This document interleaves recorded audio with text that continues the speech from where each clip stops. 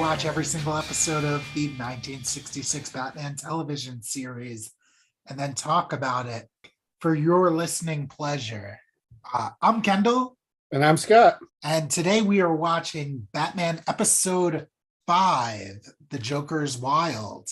Originally aired January 26, 1966. Written by Robert Dozier and directed by Don Weiss. Nice. Which are a new writer and a new director. The last 4 episodes have been the same duo. So I'm excited to see what this crew does the same, what they do different. Yeah, obviously we'll get into all of our thoughts more in detail as the show goes on, but like broadly speaking, I think this has been my favorite stories thus far. Yeah, I really liked this one. Yeah. And I guess, we'll get into more specifics as we went, but we're still very early in the show's run. I mean, it's episode 5, but it's essentially the beginning of the 3rd story of the first season of the 3-season show. So we got plenty of episodes left. Yeah, the show has a lot of room to grow and a lot of room to fall. So we'll see what happens. The episode opens at Gotham City Penitentiary. Yeah, one of those like airy California prisons. Yeah, one of the state's busier locations, as the narrator puts it. And yeah, a fun intro to the episode's villain, the Joker. I guess let's talk about the Joker a little bit. Yeah, obviously he's played by Ceaser Romero, our new guest villain, as they're called. They're not guest stars. Everyone knows very famously he wouldn't shave his iconic mustache for the role. They just painted over it with makeup. And I'm watching this on like glorious Blu-ray, so you get to see every single hair, and it's amazing. How do you feel about the Joker? I know you said the Penguin is a favorite of yours. Yeah, the Penguin's my favorite. So broadly speaking, I don't really like the Joker in general with Batman. I feel like he's only got a couple of like compelling stories and they just redo them again and again and again and again. That said, this version of the Joker is probably my 2nd or 3rd favorite iteration of the Joker. Again, we'll get into more detail as he starts doing things, but he's really entertaining to watch. Very entertaining, for sure. Not to sound stereotypical, I love the Joker. I think he's a great foil for Batman. I think the foil thing works when they're more taking Batman and like the Joker in their world more seriously, because like I wouldn't call this version of the Joker a foil for Batman. I'm just speaking in general right now. So if we take the 89, 90s movies, the Joker is my favorite in those. The Joker's my favorite in the Nolan trilogy.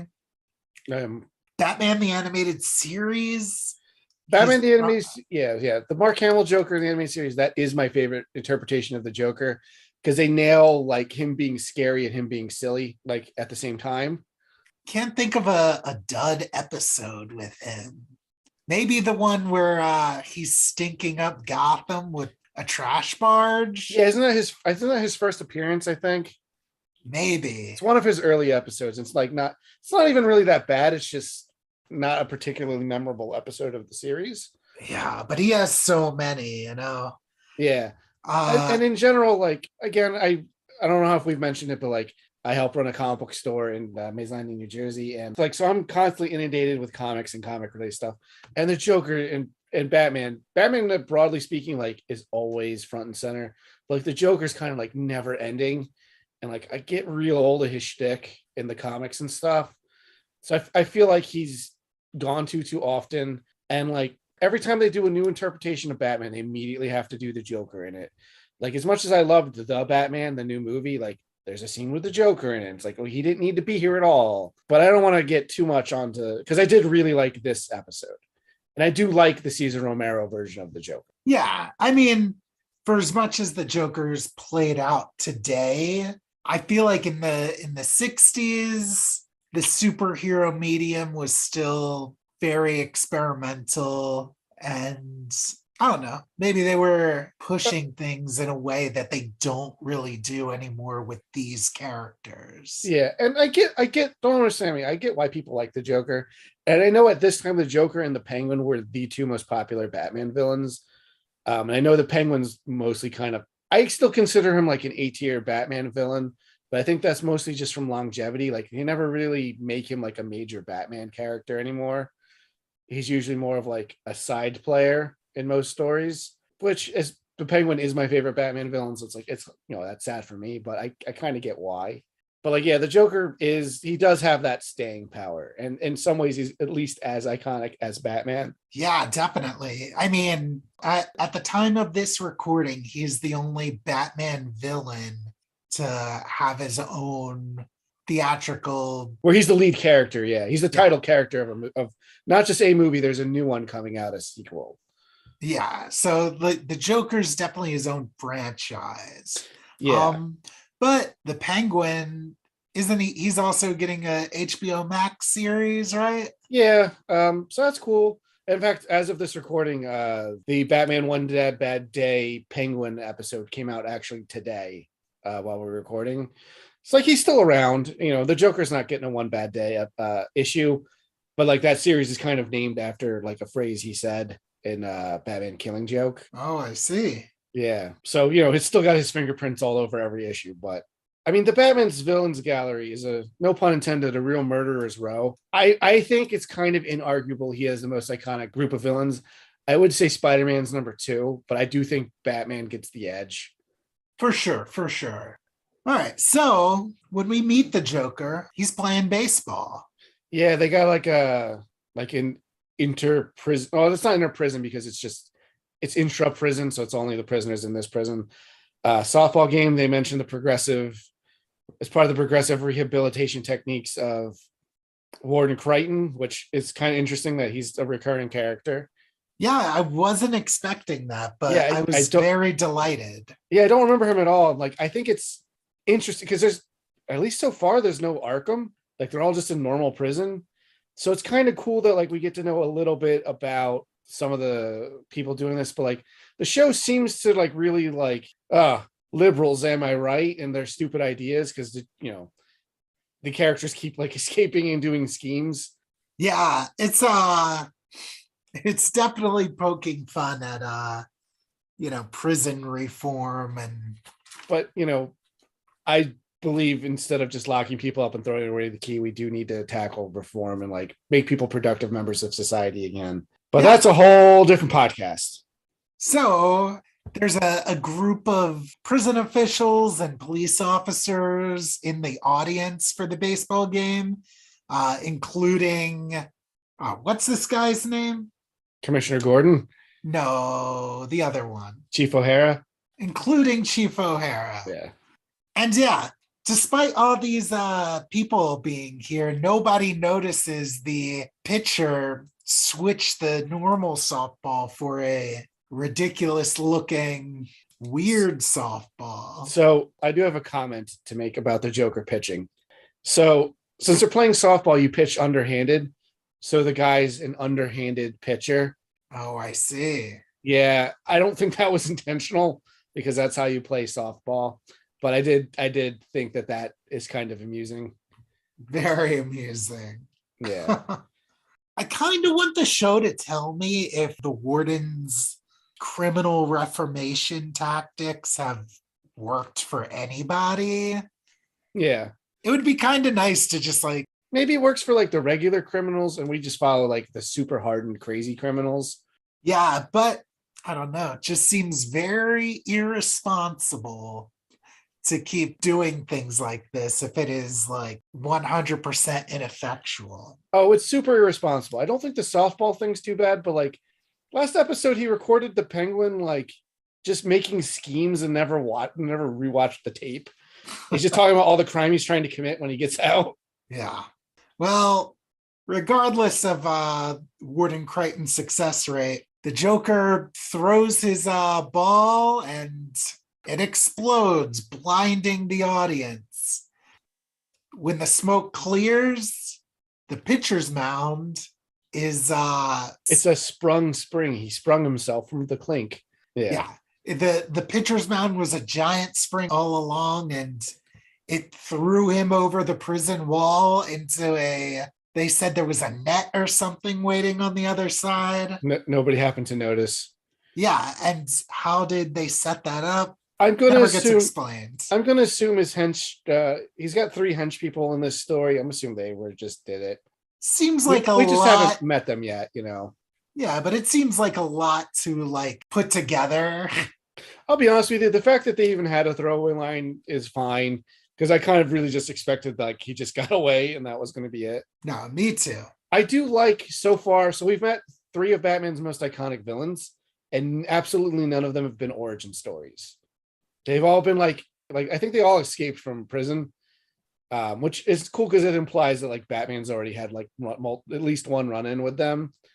But like, I don't need to know, like, we don't need to see Batman throw him into like a vat of acid or whatever his origin would be in this world. Stuff like that. Like, it's fun. Like, we don't see origins for any of the characters, and I think that's fine. We don't need them. Yeah, we definitely don't, especially us here in the future of this show. Yeah. We've seen all of it way too often. But funny you bring up the acid.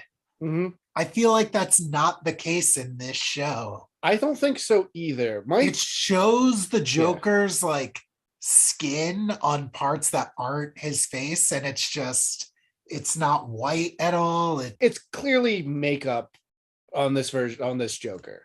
Yes. So my theory on this version of the Joker is everyone needs a gimmick if they're going to be a super criminal, and his is just, I'm going to be a clown.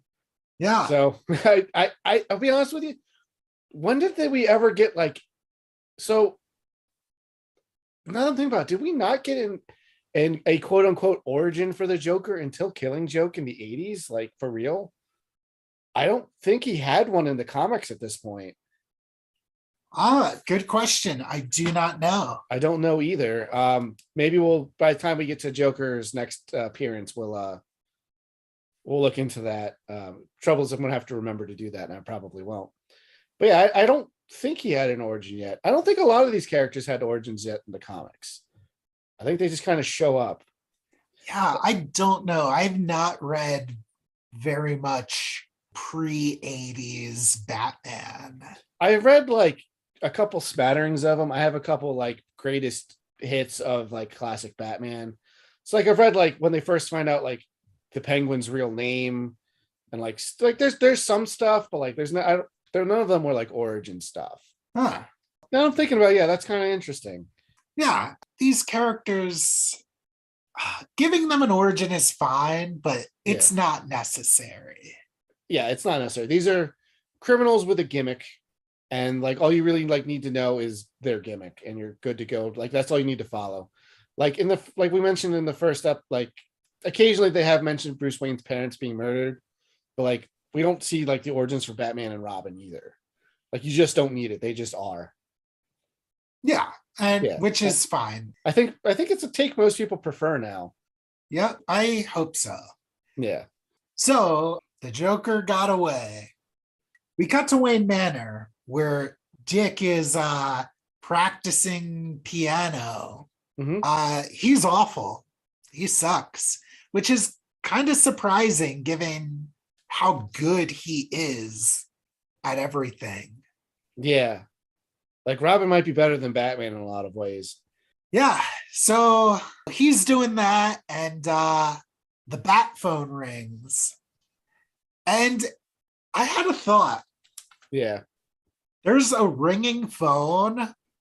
What does the commissioner do? Like, what happens if Aunt Harriet picks up the phone? That's a good question.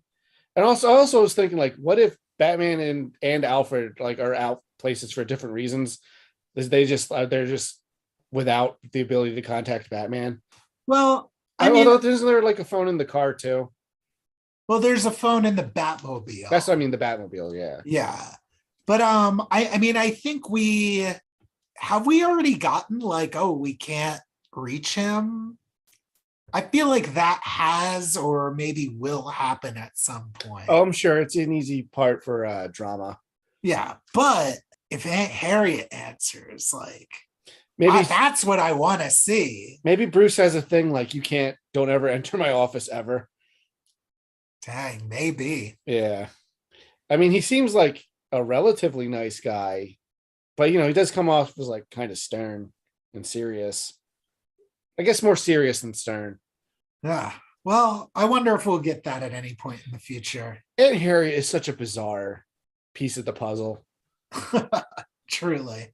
Yeah. I really think she's here just so we get feel like in so many episodes, the only female presence we would have is a villain, like a hench villain. Yeah, it's their way of like injecting 60s babes they always have one like hench babe.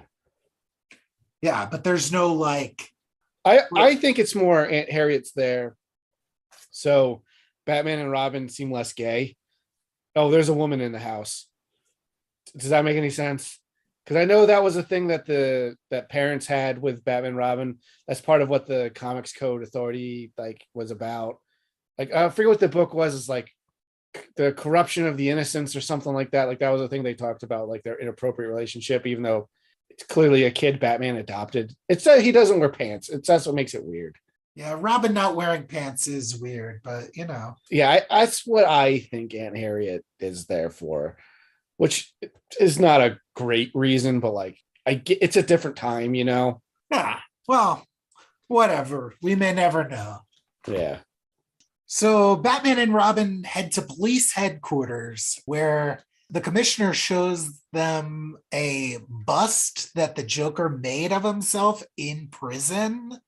And they come to the conclusion that it's a clue to their next crime. Yeah, I wrote down for this, Batman's foes foil themselves half the time. Yeah, here we go again, like another villain just like giving away their plan. Kind of goofy to me, but what you gonna do? Yeah, I forget how they come to the conclusion that there's a comedian's like wax sculpture exhibit at the museum that's coming to town, and Joker's upset that he's not in that. Well, yeah. So the Joker made a bust of himself because this museum specifically put in the newspaper that they had decided not to feature the Joker. Did they specifically put that in the paper? I thought the paper just said that they were going to do that, and the Joker's like, well, I'm not going to be in it. No, they specifically singled out that he's not going to be there. Yeah, why bring him up at all? Like, all you're going to do is make him do what he's going to do. Yeah, they might as well have gone outside and painted a huge target on the side of the building, because of course he's coming for you. Yeah. So yeah, Batman and Robin rush to the museum, and we get a really funny bit where the Batmobile pulls up in front of the museum and they go to get out, but then Batman notices a no parking sign. I love this, where it's like, I love how what a law square he is. Like every law is important and he follows it, and like every rule except, like he's not even a vigilante. He is a deputy. He's been officially deputized. Like, it's great. Yeah, it was really funny. But there's like a beat cop who's just like, oh, don't worry about this, Batman, and he like takes the no parking sign away. Yeah. Yeah. I loved that. Yeah, I love that stuff. Those kind of gags are some of my favorite in the series.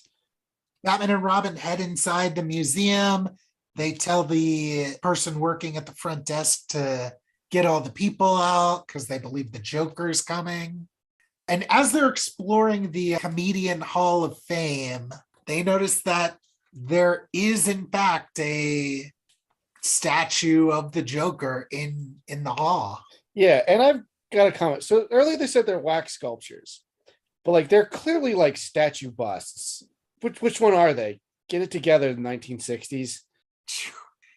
As they are checking out this Joker statue, Batman makes a comment that he swears he just saw the statue move. Yeah. The viewer does not see this at all, which I thought was kind of just weird. Yeah. So yeah, because they're turning to leave because it seems to be like, oh, the Joker just put a statue of himself in here, and they make a comment like, when this place is on lockdown, there's no way anyone could break in, and they keep going on and on about that, like no one can break in, no one can break in. Yeah, they're talking to a guard, giving him a warning, and this guard is so confident that no one can break in. So yeah, they close the museum down for the day. Everyone leaves, and in the Comedian Hall of Fame, is there an explosion or something? Yeah, there's like an explosion in the back of the statue, and then Joker emerges. He was hiding in there the whole time. Yeah, he comes out. He's laughing. He didn't need to break in. He was already in. And then he starts summoning yeah, his henchmen from inside of the other statues.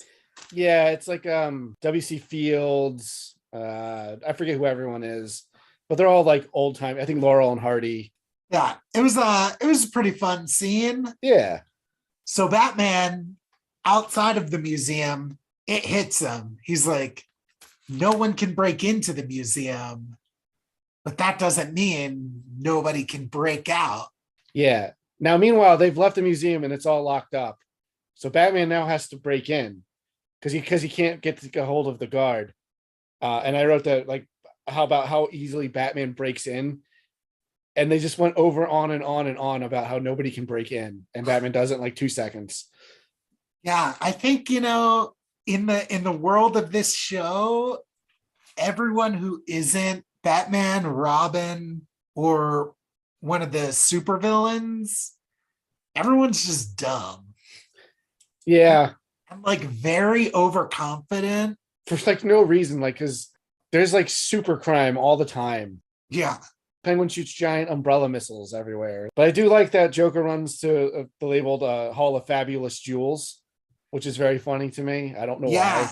Just that they would have to qualify, like a museum would qualify like with fabulous. And they're putting the jewels in trick-or-treat bags. Yeah, I wrote that down because, as of this recording, it's like late October. So it's like, oh, it's almost a Halloween episode. Oh, yeah. Almost a Halloween episode. Yeah. Which is awesome. But like, I'm excited because we got essentially like an end of story fight scene here. I made note of that. So this is the first time throughout these two-part stories that there was a fight scene in the first part. Yeah, and we got onomatopoeia and everything. We got crack with 2 R's and 2 A's, oof with 3 O's and 2 F's, and thwap with 2 P's over the course of the fight. But I was like, oh, that's cool. It's exciting. I wasn't expecting it. Yeah, I also wasn't expecting it. I wonder if that just has to do with the writer being different or the director. Maybe that's just what the story called for. I think the story kind of called for it because I think they needed to have Joker's like scheme foiled, like it was like the end of an episode, to set up like the greater story that they're going to tell over the rest of this episode and the second half. Yeah, so the Joker kind of wins the fight, and he and his henchmen like go to kidnap Batman and Robin, but Batman's just playing possum and uses one of his exploding pellets from his utility belt to stun everyone real quick, and the plan is foiled, but the Joker and his goons do get away. Yeah. So yeah, Batman was being a little sneaky. Yeah. Well, like, yeah, his utility belt's what, gets him out of this jam. Yeah. So Joker, he's back at his headquarters and he's so angry about this being foiled by Batman's utility belt. So yeah, he gets his own. Yeah, which is just like Batman's utility belt, except it's got a cartoon Joker face on the buckle. It looks awesome. Yeah, it looks really cool. Yeah. This is where we meet this episode 60 babe, Queenie. So after the Joker reveals his utility belt, he and his goons try to come up with a plan. And after tossing around a few ideas, they decide to steal the SS Gotham, a new ocean liner that Batman and Robin are going to christen very soon. So before stealing this ocean liner, Joker makes a plan to get Batman out of the way. Meanwhile, we cut to police headquarters where Bruce Wayne and the commissioner are chatting about this ocean liner. Oh, yes. We get a funny scene where Commissioner Gordon calls Batman. Oh, yeah. So, yeah. And he gets no answer. Yeah. Well, Alfred doesn't answer, does he? No one answers. Okay. Or does Alfred answer? I don't remember. I think he answers in like, oh, he's not here. He's like, oh, too bad. I wanted you to meet Batman or something. Yeah. Yeah. And then through the window comes this doll. Yes, that's right. Yes. And it's it's like a clown doll. And the commissioner just is completely stumped as to what it is. They're dealing with a loose clown criminal, and the clown doll comes flying through like, oh my God, what could this mean? Yeah. And then instead of like keeping it for evidence or keeping it for Batman, Bruce Wayne is just like, hey, do you mind if I have this? And I wrote down it's because the rich people just get to do what they want. They sure do. Yeah. Yeah, this was so irresponsible on the commissioner's part. Because you should have been like, I need to summon Batman. I need to get this for him. Like, and Bruce can be like, well, that's fine. I have other things to do. And then go just change real fast. So Bruce takes the doll and he and Robin are looking it over in the Batcave. And they realize that the Joker's planning to hit an opera. Yeah, I forget how they come to that conclusion. I think they just are thinking about clowns, and that they specifically say that the circus left town like a week ago, so it could only be this opera. Oh yeah, that's right. They said because it's only like a reference. And I wrote down like, could it be a rodeo clown? Like, there's other kinds of clowns. This is the only one in the whole city at this point. But like, they are right. It is Pagliacci. Of course, they're right. Batman and Robin are always right. Unless the plot needs them to be wrong. Yeah. So yeah, this opera is going on and so many people are invested in it. I was shocked that they're like watching it in like bars and stuff. And it's really funny watching this guy pretend to be drunk. Yeah. It's ridiculous. Yeah. One of the bar patrons is just like wasted and crying along with the opera. And like, I don't know what the hell they're saying. It's in Italian. Yeah, me neither. I mean, I know broad strokes what the story of Pagliacci, the sad clown, is. It kind of says everything you need right there. Gotcha. I've only seen the imagery. I have no idea. Yeah, and like, you recognize the main song if you heard it. Gotcha. So Batman and Robin, so sure of themselves, attack this clown. Yeah, just run on the stage in the middle of this live performance. Yeah. And I was just like, wow, like, what if you were wrong? Yeah. That would have been a good joke to play on them. It would have been a great joke. Maybe next time. Yeah. But no, they take the clown mask off and then reveal that he's got a clown face underneath because it is the Joker. Yeah. Great reveal here. I love the way this is shot. Yeah. It's just a close up on the clown mask, and then Batman rips the mask away, and the Joker just is cackling. Yeah. And like, I know you mentioned the Dark Knight earlier. In the opening scene, like, all the Joker and his henchmen have clown masks, but the one the Joker's wearing is this, modeled after this mask. Oh yeah, you're right about that. Yeah, which is really cool. I remember finding out about that like right after the Dark Knight came out. I was like, dang, that's so awesome. Yeah, that's very cool. I'm not going to pretend I knew that. Like, I recognized it right off the bat because I hadn't watched this show in forever by that point. Yeah. I definitely didn't see this episode as a kid. Yeah, and if I did, I wouldn't have put two and two together there. But it's a fun reference because it's the first episode the Joker's in of this show, so this is our first live action version of him, you know? Yeah. So that's actually something to think about. I haven't thought about that with the villains. This is our first live action versions of all of them. Now, there were a couple Batman serials before this. Were there any super criminals in that though, or was it just mob? Yeah, I don't think it was any like Batman villains. If there were super criminals, I think they were made up for those. I have them on DVD. I should watch them at some point. Yeah, maybe we'll do that for a special episode. Yeah. So anyway, the Joker has some gas that knocks out Batman and Robin. Oh, it's like sneezing powder, so they can't stop sneezing. Yeah, that's right. Mm-hmm.